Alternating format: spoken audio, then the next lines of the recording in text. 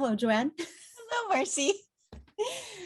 So we're going to chat with one of our friends we made in Italy. Yes, Dominique Musico. Yes, Miss Musico.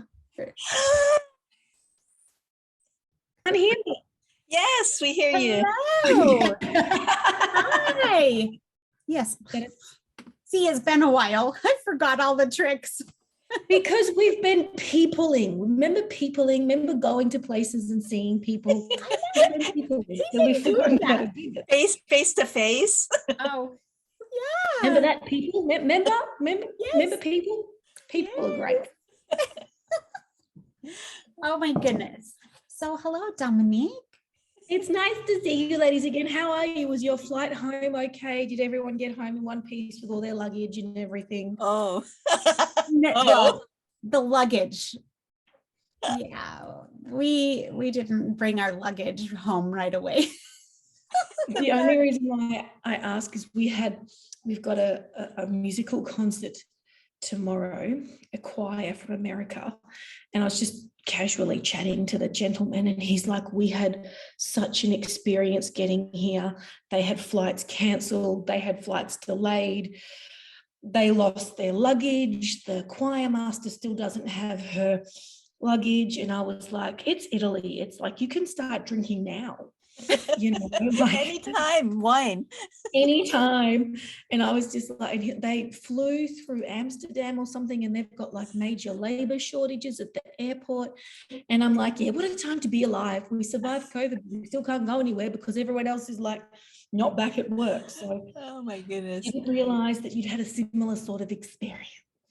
Yeah, well, we ended up abandoning our luggage. It was us. It was our fault. We abandoned our luggage. Yeah, we didn't pick it up and take it through customs. Like we thought we were just going straight to Vegas, but we supposed to pick up our luggage in San Francisco, take it through, and then put our luggage back on. We didn't do that step. Yeah. Who does that? No, that's what the baggage handle is for. That's what the airline is for. Like you. That's what happened on the way to Italy. Just didn't happen on the way. We didn't have to stop. Straight through. But that's all right. We got our bags the next day. So you got eventually. You got to where you needed to be in one piece. Yes, that's correct. That's right. You know what I think is really interesting about you is we've met so many friends, Italian friends that are like actually Australian. Yeah, we're all over it. They let one of us out and the floodgates opened and we all came. And then you know what is even funnier is like you are related to one of our Australian Italian friends. Lisa? Yes. My cousin that I didn't know was my cousin that I found out was my cousin. I know. What is that? Isn't it like the best story you ever heard in your life? That is fantastic. I am now working for the St. Mark's Church in their events and communication advisor. So my job is to put on events here at the church. And because I know like 2 people in the whole of Florence, I've been going to a lot of networking events.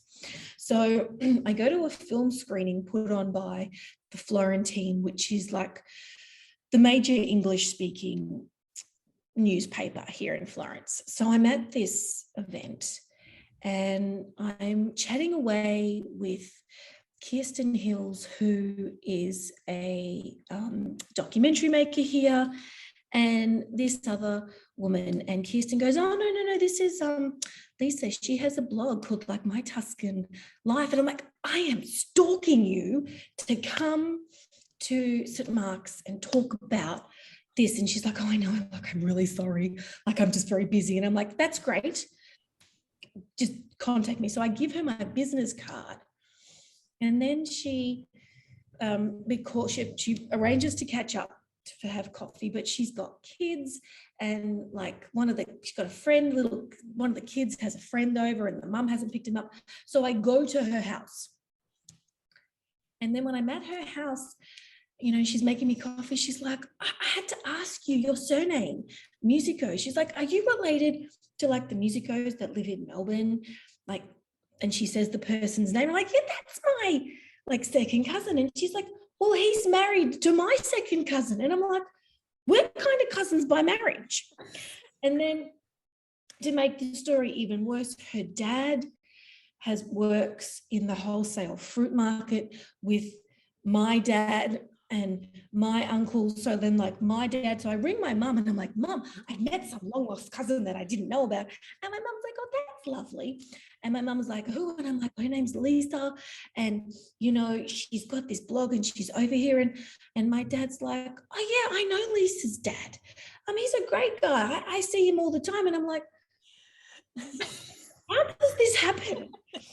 And the funniest part of it all is she literally lives like 20 minutes from my house. Like Florence is small, but the fact that she's literally 20 minutes from my house. And I just happened to go to this event. And I was stalking her prior to this event, trying to book speakers to come and do events for our summer program. And I'm like, what's the chances that I knew she was Australian when I'd done my stalking, but I didn't know that we're, cousins by marriage. So what are the chances I find another Australian and that other Australian just happens to be related? Oh my gosh, that's wild. It's just like when you were at near Ponte Vecchio, and you're looking down at your, wine door book and somebody calls your name. Look, somebody calls my name. I am in Florence, just walking down the street. I don't know anybody, but somebody's saying my name. And I look up and it's her. It's Lisa. She's just everywhere. Yeah, she's everywhere. She's related. Everywhere. It's been lovely that I've been able to catch up with her, and she's like, I come over to my house for like, a roast dinner. And I'm like, okay. All right, cousin. Exactly. All right, cousin, I'll go and do that. So I know where I'm spending the summer. So, oh my gosh, that is a fantastic story. It's one of those stories that if you just wouldn't believe it unless someone was telling you, no, this happened to me and this is my cousin. And her dad knows my dad and everyone knows everyone, but I had no idea she was here and she had no idea I was here. Well, so many Australians in Florence. Right. That's so wild. Like there's an actual group, right? That is like Australians in Florence. Right, in Florence. Yeah. Oh, wow. Oh. There is a group. Wow. I have communicated with this group, but they haven't done in-person events, obviously. But I'm hoping to get along to their in-person events this summer. You're from Australia, and I am. Your name is Miss Musico. I love that. Which is really quite funny because for the first time in my adult life, I haven't had to explain my surname. Like I'm in a country where people are like, yeah, that's your surname. That's what it is. And like people just don't, people are like, yep, and I'm like, okay, this is, a big moment for me where I haven't had to explain my surname and my name. It's like everyone just gets it in this country. Yeah. Opera singer, and my name is Dominique Musico. Yes. Oh my gosh, you're an opera singer. Well, trying to be. So I came to Florence in the middle of a pandemic, but we'll get to that, to study opera. And I've been extremely lucky that I was able to get a place in a course and find good teachers and still continue to study, even though the whole world sort of temporarily came to a grinding halt and there hasn't really been a lot of artistic opportunities. I've been incredibly lucky to be able to come to Florence and continue to learn my craft. And I really understand that I'm in a place of privilege. And I should preface this by saying that I do have the special Maroon passport. I am a dual citizen. So, I'm allowed to come here and, I have a joke like I'm paying tax. The Italian government is quite happy for me to stay. They like taxpayers. So I am incredibly lucky that I've been able to do that, particularly at this time in the history of the world where things just stopped. Right. Right. So what inspired you to move to Florence to begin with? It's really, quite a layered story. In Australia, I had been, working as an actor and done film and TV and theatre. And I really liked theatre and I really missed, singing. I had sort of, I'd studied voice all through my childhood and at university, but then I thought, no, I'm going to become a serious actress. And I stopped doing it. And then in 2017, my uncle passed away at like the age of like 51, just, had a very short illness. And I remember like being at his funeral going, God, if I die at 51, take me doing something that I've loved. So I rang my agent and I said, I'm actually going to go and professionally study voice. And I would like to do, opera and do more auditions. And she was super supportive. She was like, yes. She's like, this is something you can do.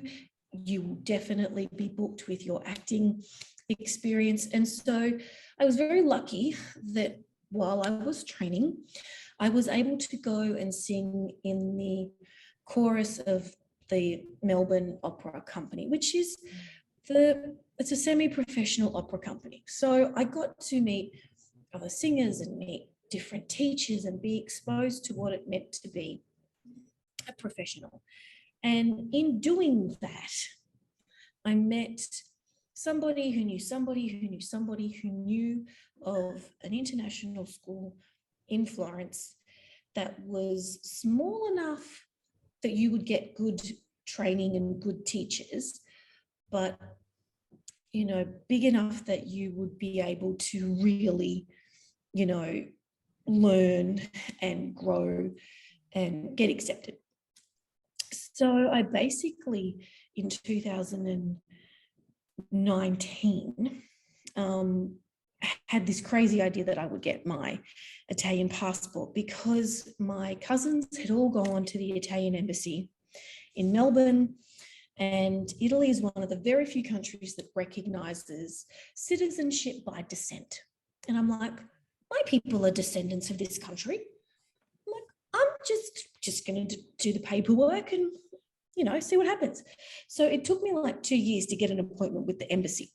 Whoa. And in between, they're not in a hurry.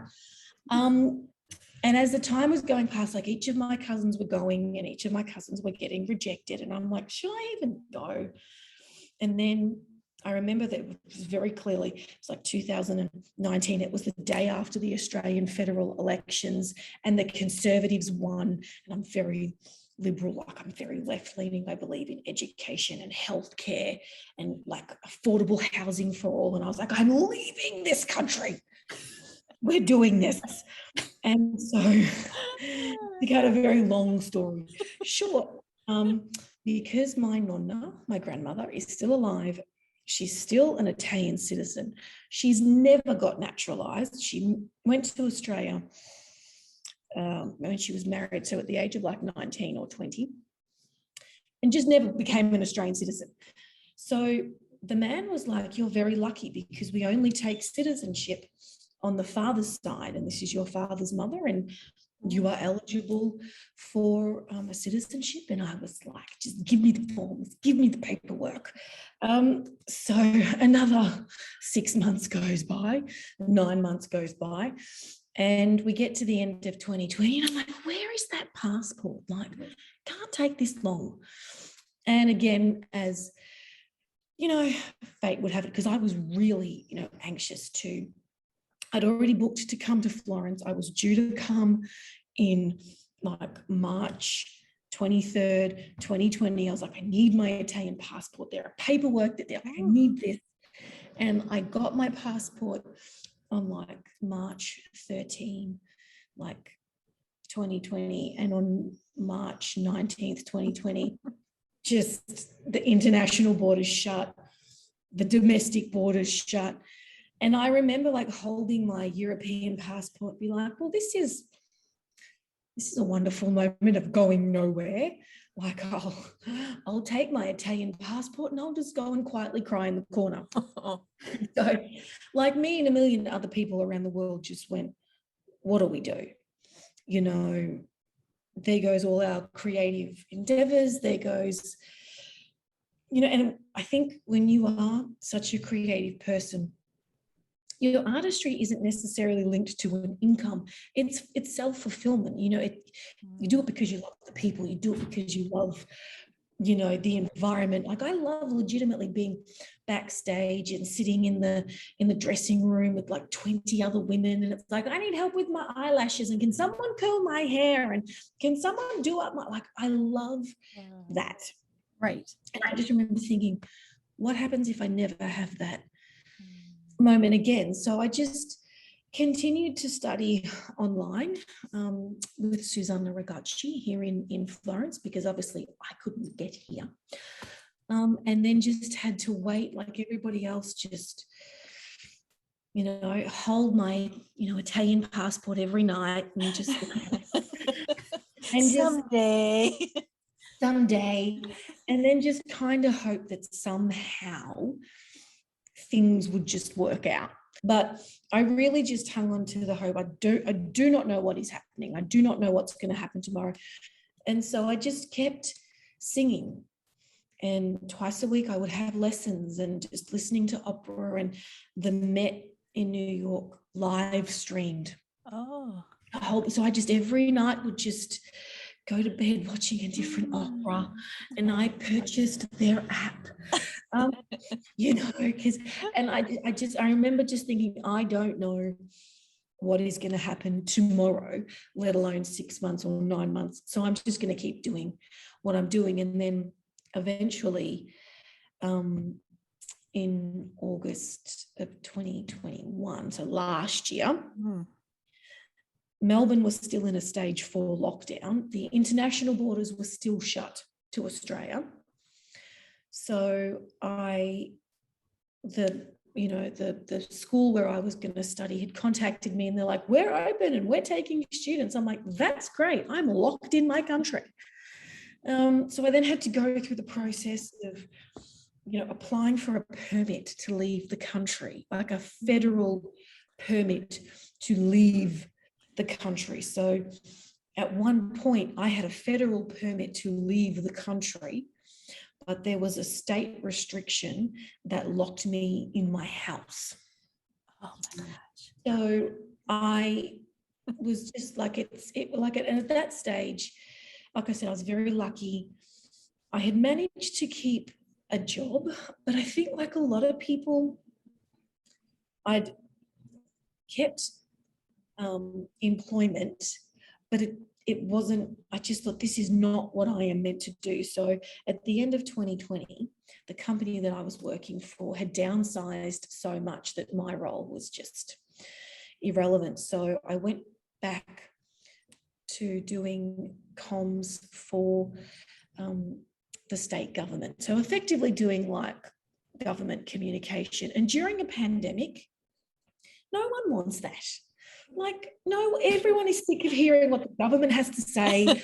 Like, no one cares, you know, and people are just, you know, again, there was a local government election. The constituents were angry. They don't want to hear about, you know, potholes and street lights. They're like, when can we leave our house? Right. When is this going to go? And I just remember thinking, you know, I don't particularly like my boss. And I get it from her point of view. You know, she was a woman who really wanted to make her mark in the world. She really wanted to, you know, stamp her authority on something. And that just wasn't where I was. I'm like, I don't want to do this. I don't want to do this. So I kind of spectacularly quit my job. And I was like, this was in March, and I'm like, I'm going to Italy in August to sing opera. I left my job. And I remember like literally calling my best friend, and I was like, what have I done? Like, why would any normal person do this? And she bought me the book Bella Figura. Oh, And she wrote in it, you're getting to Italy, like you're getting to Florence. So for people who don't know, Bella Figura is the memoir of Carmen, who I've actually met. And she, you know, talks about her life here. So I just proceeded to sell all my furniture that I had in storage, sell my car, get rid of it. Like I said, I applied to the government to leave the country. And once that like application came through, I was like, this is very real now.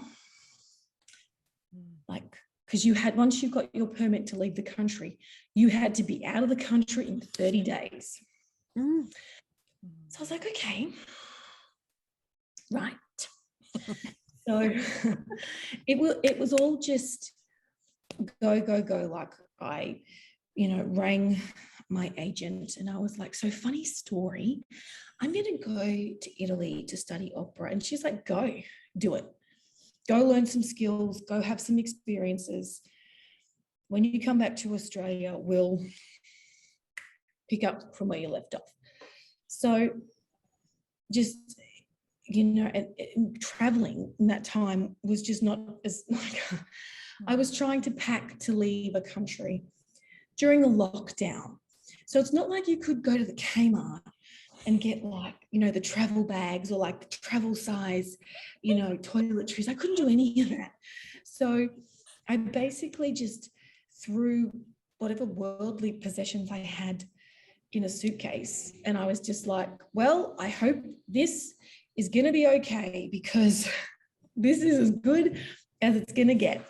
So it was quite horrific leaving Australia during the lockdown because there was no going away party. There was no catching up as friends. There was literally like 5 people knew were leaving the country. You know, everyone I was related to.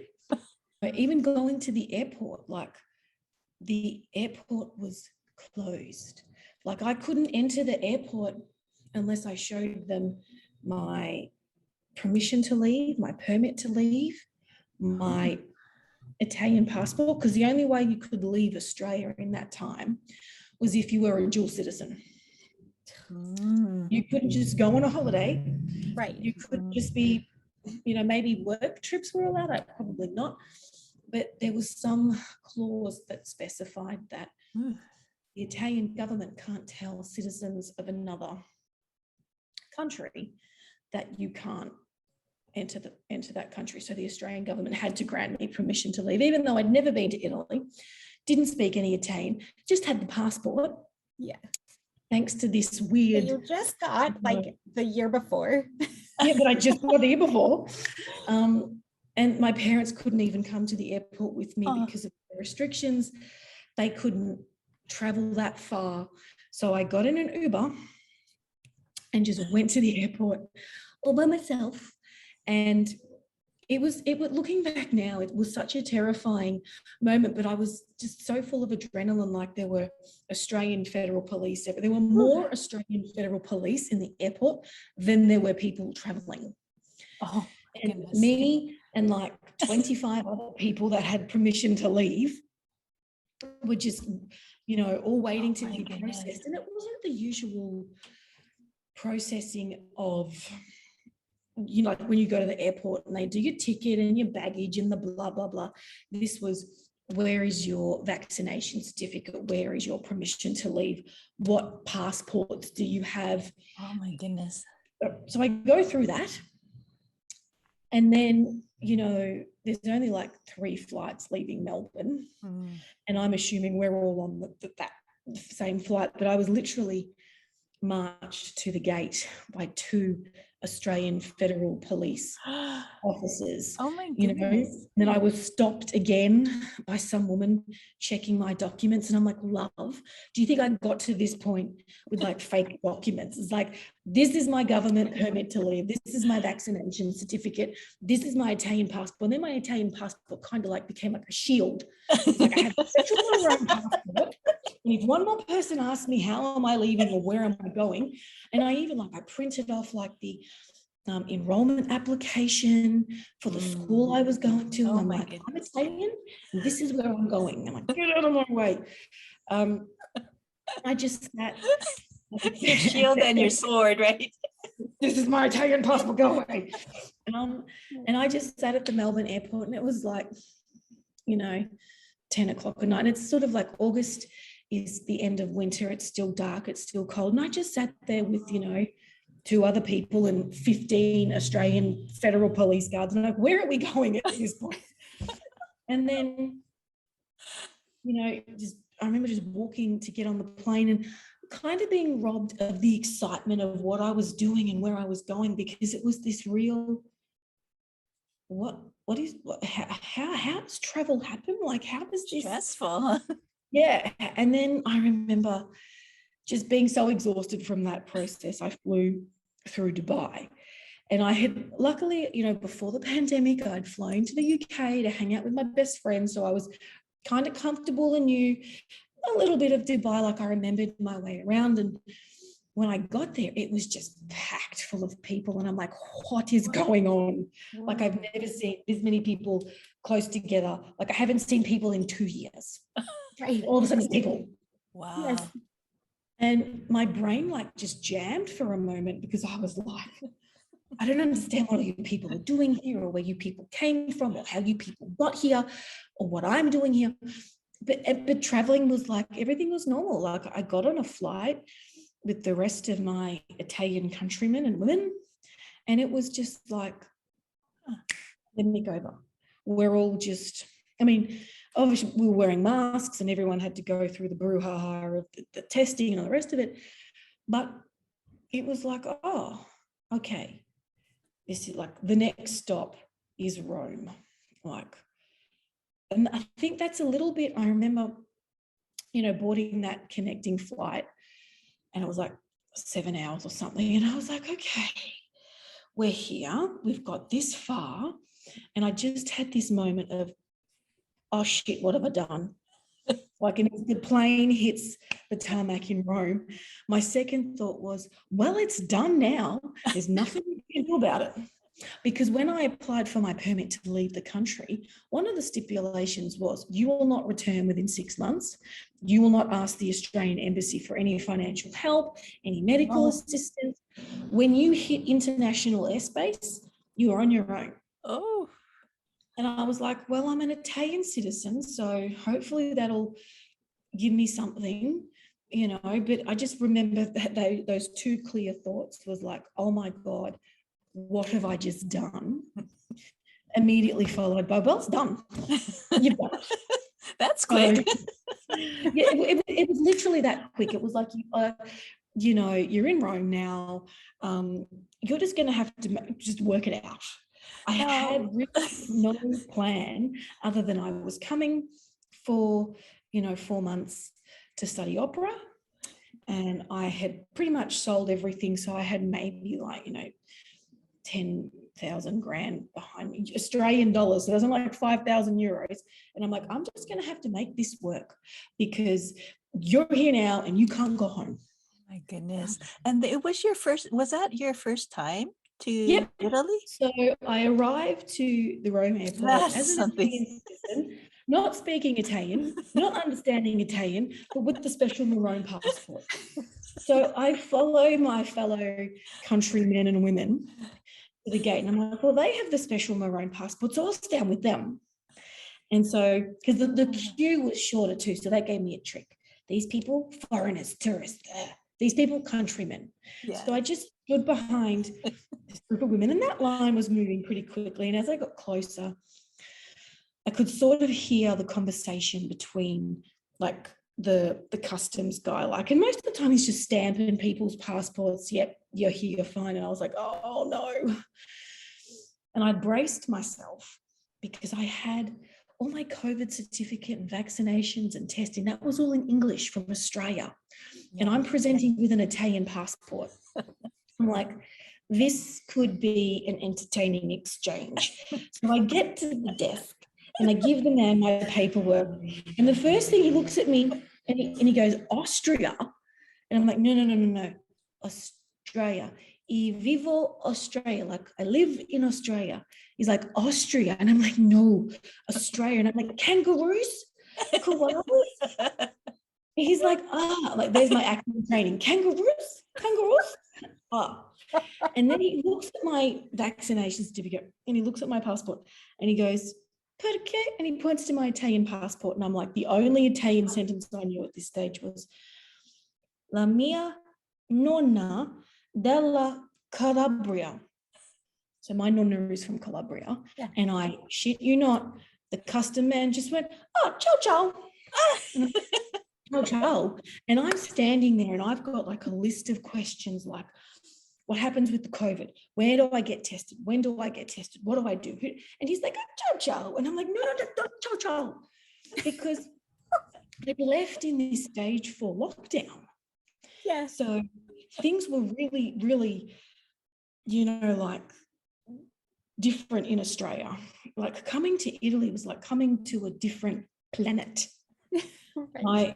I remember I rang my cousin. I have cousins in Milan, and one of them just happens to be a doctor. And I rang her, like I arrived on a Wednesday afternoon. I rang her Wednesday night. I'm like, here, it's good, it's fine. I'm like, what do I do about the COVID testing? And where do I go? And how many days is it? And she's just like, calm down. Have something to eat. Have a shower. Go to bed. Call me tomorrow. So I rang her like Thursday. And I'm like, what do I do? I have to isolate. How long do I stay home for? And she's like, how are you feeling? And I'm like, I feel fine. She's like, okay, go out quietly. And I'm like, go out quietly?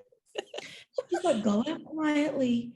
And then on Saturday, you're supposed to go and have the COVID test, but all the COVID testing places are closed for citizens. Unless you want to go to, like pay with like the rest of the tourists, just if you get sick, call me, but otherwise just go out quietly. And I'm just like, what country have I arrived in? Like, and she said to me, don't speak English. Don't be like g'daying anyone. Like, you're going to blend in. And she's right, I do blend in. She's like, carry your Italian passport. But like, the police will leave you alone because you just look like you're meant to be here. Yeah. And she was absolutely right. Like I remember, going out quietly, into the center of Florence, and there were just people everywhere. And I remember again, just having that physical reaction to, maybe it was the heat because it was really hot. And there are just tourists lined up at the Duomo, and there are just people everywhere. And I'm like, I haven't been around this many people in 2 years. And this is like, I was almost shaking because I was like, I don't know how to human. I don't know how to get through this. And I'm in Italy, and everyone was to a certain degree practicing sort of safe COVID. People were wearing masks and they were hand sanitizing, but people were out, and I hadn't seen humans. And I was just a bit like, what is, and I reckon it took me about a month to decompress from, the Australian COVID experience where everyone was locked down, and, we had a curfew, we had, a limit on how long you could leave your house for. You had to get a permit to go to work. You couldn't be out of your house for more than an hour. To all of a sudden, it's just, the people are everywhere.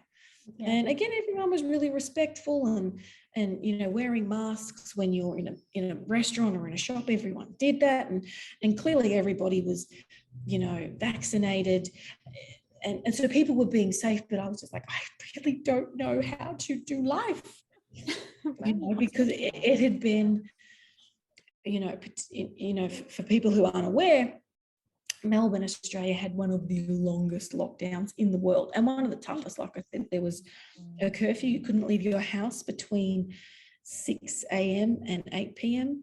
You could only leave your house for an hour. You could only go 5 kilometers from your house. If you had to go to work or go to a doctor's appointment, you had to get a permit. And we had that for nearly 6 months, you know, and all of a sudden to be out of that and just plonked into a country and a city that's kind of, I don't want to say living with COVID, because I think that kind of devalues the experience that the Italians went through. But all of a sudden, yeah, people are humaning and they're going to bars and they're going to restaurants and they're, you know, like going to the cinema or the theater. And it's like, oh, I remember this. I remember humaning. Yeah. I remember this. I haven't done this in a while, but I remember this. Yeah. And so it really took me a couple of weeks to be like, okay, this is, and then working, like not working from home. And I'm like, oh, I have to dress now. Like just from like not the waist up. It's like from the waist down, right? Yeah, it's like, oh, I like hair and makeup. Like, what is that again? You know, so it's funny, like I've kind of re-emerged from COVID into the world in another country, in another culture. And culture shock is a real thing. Even if you have the special maroon passport, culture shock can still hit you like a ton of bricks. And so just, going through that process of, oh yeah, I remember like setting the alarm because you need to get ready. Like you can't just roll out of bed like, 5 minutes to 9. It's like, oh, yeah. With people. I remember that. So like the olden days, as we call it. Staff meetings with people. It's like, oh, I remember this. Yeah, I remember that. Yes. So it's been a lot of adjusting to just what we did before COVID, because we haven't done it for 2 years. It's like, oh, I remember that now. Right. And there's still things I haven't done since I got here, like drive. The Italians are insane. Oh, so I'm too scared to get in the car. We understand. Yeah. So, and then it's just like, I don't know how I'm going to go driving when I get back to Australia, but it's a bit like, this, like, what is that experience going to be like? Yeah, because like, how long has it been since you've drove a car? August last year. So we're May? So that's nearly 8, 9, 10 months. Wow. So it's like, yeah, okay, we'll work that out later. Yes. And the thing is, what's really, really funny is that I'll probably go back to Australia for Christmas. And I said to a girlfriend of mine, can you do me a favor? She's like, yeah. She's like, I said, can you show me how I get from Florence to Rome, the train station, to the airport? And she looked at me like I had two heads. And she's like, why? And I'm like, because when I arrived in Rome, I had to take a private taxi from Rome to Florence because I was going on an international flight. I wasn't allowed to use public transport. But had I have known my cousins just go out quietly, don't talk, don't speak English, I would have just booked a ticket. Right. And she looked at me like, what do you mean? I'm like, I don't know. Well, at that stage, I don't know how to go from Florence train station to Rome train station to Rome train station to the airport, because I didn't do that coming. Right. So we had to have like a field trip where I went and learned and how to do that, because like at some stage I'm going to have to get anywhere I need to go, with the exception of like visiting my friend in London. I need to go to an international airport to get an international flight. And it was like, I don't know how to get to the Rome airport because I didn't do that. Yeah. I had to get right. in a Oh my goodness. so it's learning. I love that you can do that though. There, because everything's so close. You just get on a train. Mhm. You can get on a train and you can go anywhere. Yep, the train was like, we got on the fast train, and I think it was like an hour and a half or something. And I was like, great, this is Rome airport. This is Rome train station. It's lovely. Where is the airport? Like, oh, that shuttle bus? Tick. Oh, that's awesome. So you actually went and did the Yeah, whole. look, I had to do that process because I was like, I didn't do that when I arrived. So I have no idea. Little test run. Yeah. I'm like, so we've had to do like a few field trips. The funniest one was though, when one of my neighbors, I don't know why, like Florence is fabulous, but there's not a lot of shops where you can get like the basics. Like I said, I left during a lockdown, so I couldn't buy like a sports bra. Like I needed a sports bra. And she's like, oh, let's go to the big shopping mall. And I'm like, oh my God, I haven't been in one of them for like 2 years. Right. So we took the bus to this huge shopping mall. And again, I was like, I've forgotten what shopping malls were like. Like just the food court, like an Italian food court is next level. Like if you're coming for a holiday to Italy, go to one of their big mega, like malls. Yeah. And just eat something. Like there's all kinds of food, like there's your standard, McDonald's and all the rest of it. But just eat like Italian food, like even like a mall food hall. It was great. And I was like, man, Yeah. why after COVID's getting good? Right?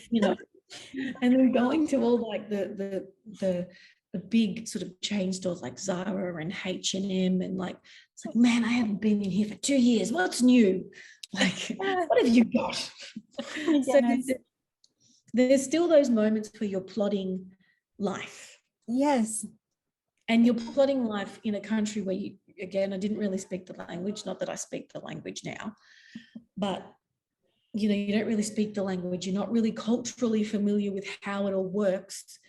But I'm here just trying to do life, after COVID with everyone else who's trying to do life after COVID. Right. So it's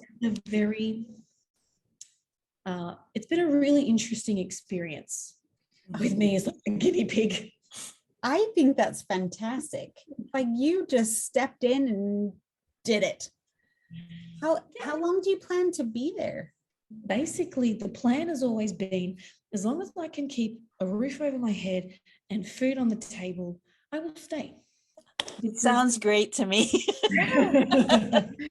People are like, so again, I arrived in August, and another component to my sort of time here is the whole Brexit debacle. So for those people who don't understand, the UK has opted out of the European Union. So residents of the UK are no longer able to work and travel in Europe like they did before Brexit, before COVID.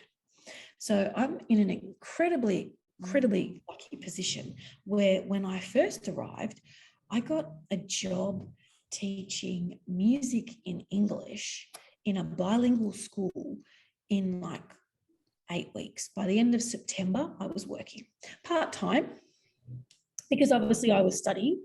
And that just happened because I was on one of the Facebook groups, and someone was like, I need someone that's a native English speaker that could teach like music to first graders. And I'm like, I'm a native English speaking person who just happens to have a degree in like, music and theatre and drama and dance. I can do that. So I've been really privileged that I've got that, special maroon passport and the Italian tax file number. And I mean, I'm still getting all my Italian identification documents, which is quite a process in itself, but I'm able to work. And in, January, I started working here at St. Mark's Church, which again has been a really extremely lucky because the church has apartments above it. So my working contract includes an apartment.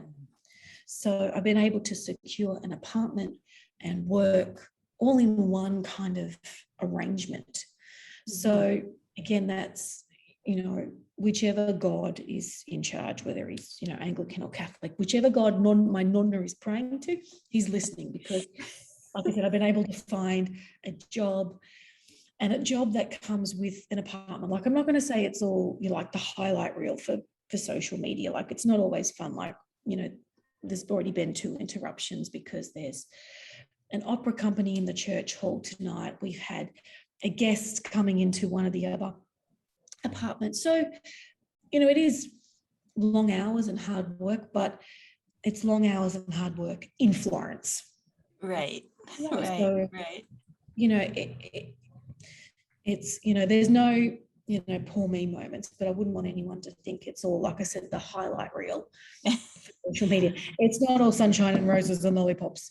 And I've just been, like I said, able to work, and like even today, there was another colleague of mine has to go back to the UK for personal reasons, and she's asked if I could cover her theatre classes. So a lot of the Italian schools. Do you miss the sirens? Do you miss I was just going to listen to that. Do you miss the sirens? Yeah. So a lot of the public schools have programs where it's like music in English or theatre in English. And this particular colleague, like I said, has to go back to the UK for personal reasons. And she said, look, would you like to pick up these extra classes? So again, I mean, yes, I do have a teaching degree. So I do have a fancy piece of paper from a fancy university in Australia that somebody at some time thought I could teach the children. Mm-hmm. So I've come over here with all of those degrees going, employ me, anyone. Mm-hmm. And it just so happens that there is teaching work here for people who have the rights to work here. And, so there is a lot of teaching work. And you've got to get the right contract. I mean, this is just, part-time, a couple of hours, in the afternoon. So it's quite accessible for me to sort of work in my, events and communication position at the church, and then go and teach a few hours of theatre in the afternoon.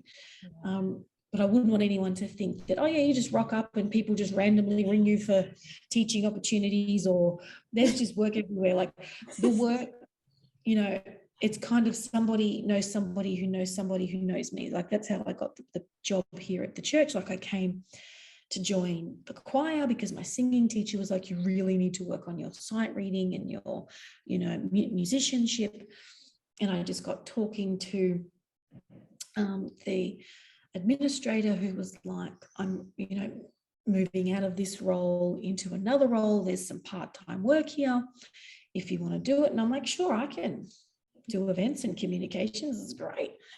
I think that's how dreaming works though. Like you didn't, you had the general idea, I'm going to go to Italy. It didn't sound like you obsessed about what job am I going to have when I get there. So, but our thing is like, things work out. And you kept yourself close to your dream by online opera, watching this live streaming. Like you put yourself in the pathway, I think, of your dream. And so, things are unfolding wonderfully for you. Yeah, no, look, I think that is so true. Like I'm a huge fan of Gabby Bernstein and Deepak Chopra. And I remember at the beginning of the pandemic, something in my brain just buffered, and I read all of Gabby Bernstein every single like spirit junkie, you know, finding you in like the judgment detox, like, you know, read them all. And then I went back and I reread like, you know, Deepak Chopra, and wouldn't say I'm necessarily a religious person, but I am someone that does try and hang on to some sort of spiritual belief. Like, you know, I am a qualified yoga teacher, and I do try and practice yoga for me. And during the pandemic, I really lent into that practice of yoga and meditation, like A Course in Miracles. Yeah, return to love. Yeah, return to love yoga, and like pulled that out, because I remember just in the middle of that absolute chaos, where I think a lot of people probably felt it very similar. I couldn't control a damn thing. The international borders were shutting, the state borders were shutting down. I was living in an apartment in the city, and pre-COVID, I had a really fabulous life. Like I, you know, worked as an actress a little bit, and I had this great job in PR and marketing, and I would go to events. Like I went to some banging events. You know, like one of the last events I went to was like this huge fundraiser for the Australian Olympic Committee. And I ended up sitting on the table with like the head of the Australian Olympic Committee, and I was like a hi person. So you know, I was like, you know, I had a great group of friends, and I was like, life is good. So I remember I really, really like clung to like, you know, Gabby Bernstein and Deepak Chopra, you know, that moment when the pandemic wasn't ending. Like I think naively in March, everyone was like, oh, this will be like 4 weeks. 4 weeks and we'll be done. Yep. Right? Yep. Like 4 weeks. Yep. I'll just sit at home or work from home with the Netflix, and like 4 weeks I'll be done. Yeah. And I remember it got to like June, and I'm like, that was a long 4 weeks. Like, I don't really understand what is going on. And it was like the moment that I really, and it's kind of really silly, but the moment that I was kind of like, oh, I don't know how to cope with this, was when I gave up my apartment and I moved back in with my parents. And I think collectively there was probably a generation of people, like I have quite a few friends who just moved back with their parents. It was like, we do not know what is going on. And I had a job. Like at that stage, I was working for a food import company, but the unknowing, the anxiety of just, and I was one of those people, because I had worked in politics and I had worked in the government previously, I was addicted to the news cycle. Like I wake up in the morning and you're watching the news.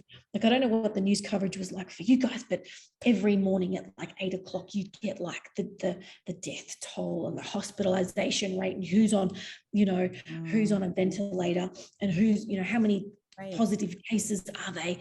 And it just, you know, and then throughout the day, because I was at that stage, I was still a permitted worker, so I could still go into the office to work. We'd all collectively sit in front of the TV at like 10 o'clock because the state premier was speaking, and it's like, what? What? It's not going to get any better. Why are we watching this? Right. Like he's the same thing. I know, same Story thing. every day. Different number. Yeah, but it wasn't only that, but it was like, we're shutting down hospitality, we're shutting down retail. Like, it's like, why are we listening to this? They did get to a point in, I think it might have been like the end of 2020, like November. It's like, right, I can't listen to this anymore. Like, and I actually know it was before 2020. I think it was when, like mid-June, when the Australian restrictions went just, you know, we kind of had like pretend restrictions where it was like, please don't leave your house, please work from home, please don't talk to people. And then in June it was like, nah, this, like, you stay home. Right. And I remember singing, practicing every day, but not because I loved it, but because it became this crutch that I needed. Like, and I was singing for like 2 and 3 hours a day. at the detriment of my own voice and probably my neighbours, not because I loved it at that stage, but it was like, I need to do something that doesn't involve watching the news, looking at social media, like the doom scrolling. How much do we love a good doom scroll? You know, like we all love a good doom scroll. And so like singing, it just became this thing that I clung to in the hope one day it would be okay. Because and probably a lot of people had that same experience, particularly when you see people lose their jobs or people lose their lives, or just when things got really bad. As insignificant as opera singing was, or as it is in the world, to me, it was like, this is all I got now. You know, I can't watch the news. I can't look at the social media. I can't watch another thing on Netflix. And that's when I really would just devour, like I said, I read all of Gabby Bernstein and Return to Love and A Course in Miracles, because I think you're just looking for something to hang on to. And I haven't always been able to do that. And certainly there have been challenging moments here in Italy where it's like no amount of Marianne Williamson is going to get me through this situation where I want to just slap this person in the face, but I know that I can return to a yoga practice or to a meditation practice and just bring myself back to a space where it's like, it's okay, we can breathe through this. Right. Yeah. I think for so many people, the shutdown and help people slow down, reevaluate, and just hearing you talk about what singing did for you, it's like it seems like it's really started to solidify what you really wanted. And and the thing was, I sort of got to a point where it's like, I don't care if this is market ready, I don't care if I don't book an agent, if I don't become bookable, and if I don't I am not wanting to be the prima donna soprano singing in the opera houses of of Europe. Right now I am just doing this because I'm in Florence and I really do it for me. Yes. And I took a break, which wasn't always like that. Like I said, came to Italy and it's like, I'm going to study opera, and I sang every day and I worked with all of the vocal coaches and I just was intense and insane. And then there was kind of this moment in January where there wasn't classes to go to, there were no rehearsals to go to, and I was like, I live in Florence and I've seen nothing. People were like, oh, have you been to the Fitzy? Right. You've been? No, I literally came and just sang and then went to work. Yeah. So I think an addiction is an addiction, whether it's drugs, sex, alcohol, food. My addiction, if you like, just happened to be the singing. So January, February, I noticed in myself that I hadn't really decompressed or processed. I was in Florence, I was in Italy, just stop with the singing and stop with the busy stuff and go for a walk in Florence. Right. And I just had to step back and just put that energy aside. And I really didn't start singing again until maybe March or April. I found another singing teacher and eased my way back into lessons, because in January, I really kind of hit a brick wall. And it was the enormity of, this is a different country, the honeymoon was over. Mm-hmm. And I think I needed to grieve some friendships that haven't lasted the move, and fully celebrate the friendships that I've made here and found here. Yeah. And then also maybe put down some of that anxiety, because singing was this crutch that I hung on to get through the COVID. And and again, there were times where I did it out of anxiety because I couldn't be alone. Like I said, I couldn't watch any more news. I couldn't be on the social media anymore. And it robbed me of the joy of just doing it. So now I'm just singing because I love my singing teacher. I really love singing. And, you know, in the end, if I have a product that is bookable and people pay me, fantastic. If not, that's okay, because I'm doing this for me now because I enjoy it. As we want to be respectful of your time and wrap up, but that whole idea of doing it for you, I think that's wonderful. Oh my goodness. Yeah, but you ladies, it's been fabulous to see you. Yes. And speak to you. Yes. And we will have to speak again. Yes. This was fun. Yes. This was so fun. Like I said, I was never going to run out of things to say. Thank you so much. Thank you. So good to catch up with you. Yes. Enjoy your evening, because it's evening there. Yes. It is.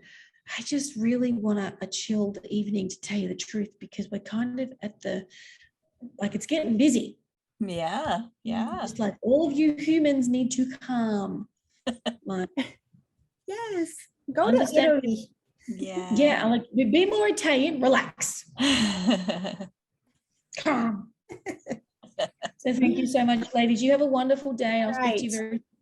We'll see you. Ciao. Bye. Ciao, ciao, ciao.